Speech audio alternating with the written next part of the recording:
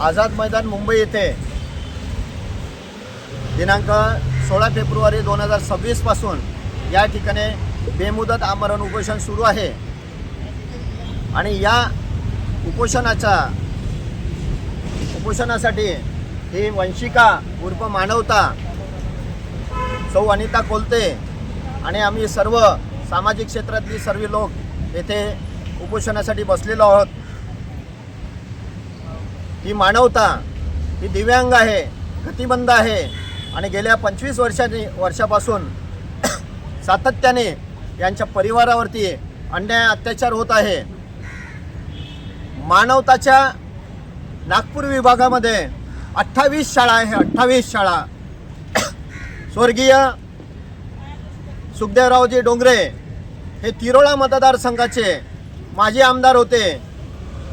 10 वर्ष त्यांनी आमदारकी ही उपभोगली आणि रविकांतजी डोंगरे हे स्वर्गीय सुखदेवरावजी डोंगरेंचे सुपुत्र होते, म्हणजे मानवताचे वडील हे 2003ला हे मृत्युमुखी झालेत आणि त्यानंतर सातत्याने येथे मानवताची आई आहे, ही मानवता आहे, सातत्याने यांच्यावरती अन्याय अत्याचार होत आहे।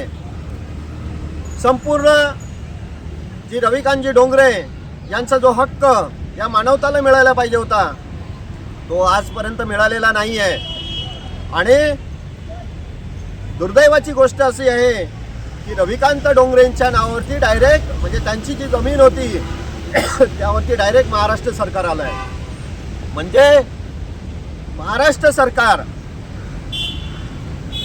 यांनी एका दिव्यांग मुलीची जमीन कशी लाटली किंवा यामध्ये कलेक्टर, तहसीलदार, मंडळ अधिकारी, SDO, तलाठी यांनी कशा प्रकारे ही जमीन ॲक्वायर करताना कशी मदत केलेली आहे आणि या जमिनीचा मोबदला कोणाला मिळालेला आहे हे शोधणं गरजेचं आहे। या न्यायाच्या मागणीसाठी आम्ही दिनांक 16 तारखेपासून येथे आलेलो आहोत। माननीय देवेंद्र फडणवीस साहेब हे गरिबांचे कैवारी आहेत। गेल्या 15 वर्षापासून आम्ही त्यांचं सरकार बघतो आहेत। लाडक्या बहिणींना त्यांनी प्रसाद दिलेला आहे, पण लाडक्या बहिणींच्या मुलीच आज या महाराष्ट्रामध्ये सुरक्षित नाही आहे। एका दिव्यांग मुलीवरती अन्याय होत आहे आणि अन्याय होत असताना आपण आपलं सरकार गेल्या 3 दिवसापासून डोळे झाकून मांजरीसारखं बघतंय फक्त। या ठिकाणी आम्ही प्रशासनाला विनंती केली की एक दिव्यांग मुलगी, तिला बोलता येत नाही, या मुलीला तात्काळ डेलिगेटेड मंत्री असतील, मुख्यमंत्री नसतील, उपमुख्यमंत्री नसतील, त्यांना वेळ नसेल, कारण समाजातील गरीब लोकांना वेळ द्यायला कोणत्याच मुख्यमंत्र्याला आणि उपमुख्यमंत्र्याला वेळ नाही असं या महाराष्ट्रामध्ये दिसतं। आम्ही स्वातंत्र्यात आहे का पारतंत्र्यात आहे हा एक प्रश्न आहे। म्हणून माननीय देवेंद्र फडणवीस साहेब, आपल्याला जर वेळ नसेल तर या विभागाचे, महसूल विभागाचे माननीय आमदार चंद्रशेखर बावनकुळे साहेब, अत्यंत आम्हाला आदर आहे त्यांच्याबद्दल, त्यांनी तात्काळ या प्रकरणाची दखल घ्यायला पाहिजे। गेल्या 2.5 महिन्यापासून आम्ही पत्रव्यवहार करतोय, या पत्रांना साधं उत्तर देता आलं नाही। आता आझाद मैदानला आम्हाला उपोषणाला बसावं लागलं। अहो, नागपूरवरून एक दिव्यांग मुलगी, आपण नागपूरचे आहेत, मुख्यमंत्री नागपूरचे आहेत, गडकरी साहेब नागपूरचे आहेत, चंद्रशेखर बावनकुळे साहेब नागपूरचे आहेत आणि डझनभर आमदार नागपूरचे आहेत। एकही आमदार या ठिकाणी भेटायला आलेला नाही आणि एकही अधिकाऱ्यांनी, अरे एवढे मोठे सेक्रेटरी आहे आपल्याकडे, त्यांना सांगायचं होतं काय दिव्यांग मुलीचा प्रश्न तो सोडवायला सांगायचा होता, परंतु आपण हा सुद्धा प्रश्न सोडवण्यास सध्या तरी अपयशी ठरलेले आहे। सरकारने कशी जमीन लाटली या दिव्यांग मुलीची याचं उत्तर सरकारने दिलं पाहिजे। राष्ट्रीय महामार्गामध्ये आमच्या या मुलीची जमीन कशी घेतली, तुम्ही गोसीखुर्द प्रकल्पामध्ये कशी घेतली आणि प्रकल्पग्रस्त म्हणून हे पैसे कोणाला वर्ग झाले, कोणकोणत्या अधिकाऱ्याच्या खात्यामध्ये गेले, कोणी भांडवली केली हे सुद्धा शोधणं गरजेचं आहे। मी या ठिकाणी जाहीर सांगू इच्छितो, 3 दिवसापासून आम्ही सातत्याने पाठपुरावा करतोय। सातत्याने इथं बसलेलो आहे. पोलीस प्रशासनाला सुद्धा वारंवार विनंती करतो आहे, परंतु आपल्या मंत्रालयामधून अजूनही आम्हाला बोलवणं आलेलं नाही आहे. खेदाची गोष्ट आहे. आम्हाला आजपर्यंत आम्ही आपला आदर करतो आहे, उद्या पण करणार आहोत, परंतु संयम आमचा सुटू देऊ नका. कारण जनता जर इथं आली तर हे आझाद मैदान संपूर्ण भरून जाईल.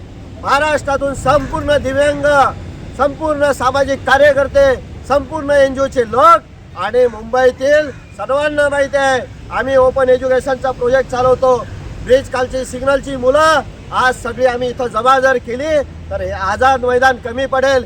याचे सुद्धा आपण लक्ष ठेवावं.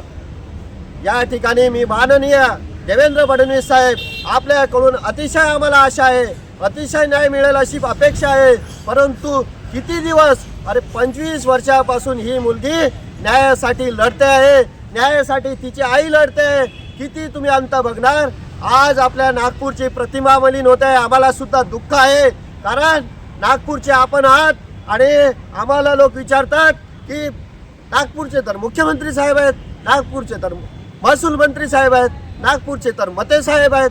अरे पण आता इथं दखलच घ्यायला कोणी आलं नाही तर आम्ही सांगायचं काय. म्हणजे झाकली मूठ 1.25 लाखाची ठेवायची की कशी ठेवायची हा एक प्रश्न आहे. म्हणून आज आपल्या नागपूरची एक मुलगी, तिची आई इथं उपोषणासाठी बसलेली आहे आणि या सदर प्रकाराला आपण तात्काळ गंभीर दखल घ्यावी, उच्चस्तरीय चौकशी दाखल करावी, SIT दाखल करावी आणि तात्काळ या मुलीवरती जो अन्याय झालेला आहे, मानवतावरती जो अन्याय झालेला आहे, ती म्हणते नागपूर पासून निघाली आपला फोटो घेऊन, आपल्यावर इतकं प्रेम आहे की देवा भाऊ मला न्याय द्या, देवा मामा मला न्याय द्या, देवा मामा मला न्याय द्या असं म्हणत म्हणत दोघी मायलेकी या नागपूरवरून इथपर्यंत पोहोचल्या. अनेक हजारो लोकांनी त्यांना आशीर्वाद दिलेले आहेत. त्यांनी भरपूर लोक आता इथं येण्याच्या तयारीमध्ये आहे, कारण प्रसार माध्यमांच्या माध्यमातून अनेक लोकांपर्यंत हा विषय पोहोचलेला आहे.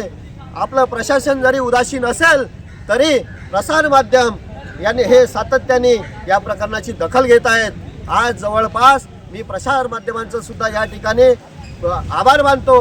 आपल्या नागपूरवरून सुद्धा प्रसार माध्यमाची काही लोक इथं आलेली आहे, त्यांचं सुद्धा आभार आणि मुंबईच्या प्रसार माध्यमांचे सुद्धा आभार आहे, चॅनलचे सुद्धा आभार, न्यूज चॅनलचे आभार, संपादकांचे सुद्धा आभार मानतो की त्यांनी या मुलीला न्याय देण्यासाठी स्वतःहून पुढे आलेत आणि स्वतःहून त्यांनी कुठल्याही वेळेची अपेक्षा न करता तात्काळ या प्रकरणाची गंभीर दखल घेण्यासाठी आझाद मैदानावरती सर्व येत आहेत.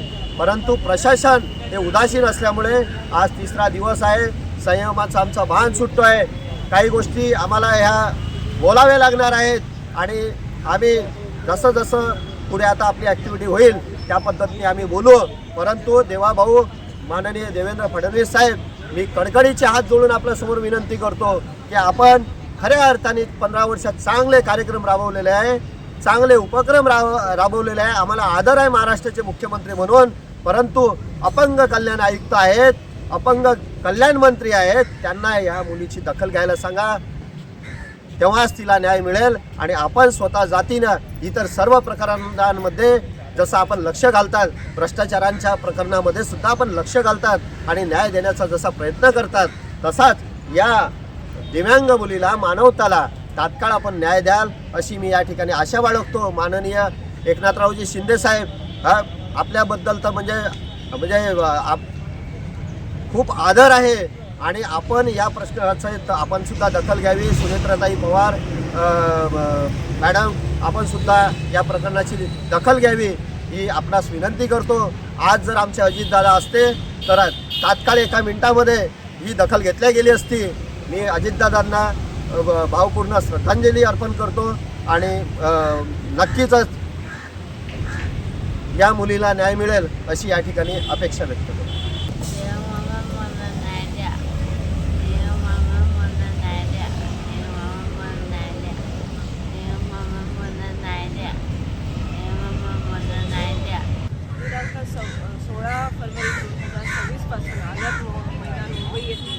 कुमारी मानवता उर्फ वंशिका डोंगरे तिच्या न्यायासाठी आज आमरण उपोषणासाठी बसलेले आहे. आजचा 3रा दिवस आहे उपोषणाचा. आपण अजूनही कुठल्याही प्रशासनातर्फे भेटीसाठी सुद्धा बोलवलं नाही आहे कोणी, किंवा कोणी इथे भेट द्यायला सुद्धा आलेलं नाही आहे. आमची विनंती आहे की मानवताला तिचा जो काही माणसाला हक्क आहे, जो तिला मिळायला पाहिजे होता, तो अजूनपर्यंत आज 25 वर्ष गेले, अजूनपर्यंत तिला मिळाले नाही. तिच्या आई आणि ती दोघीजणी आज आमच्यापर्यंत आल्या आणि हा विषय आम्ही हाताळला आहे. आमची विनंती शासनाला कळकळीची आहे की तिला न्याय द्यावा.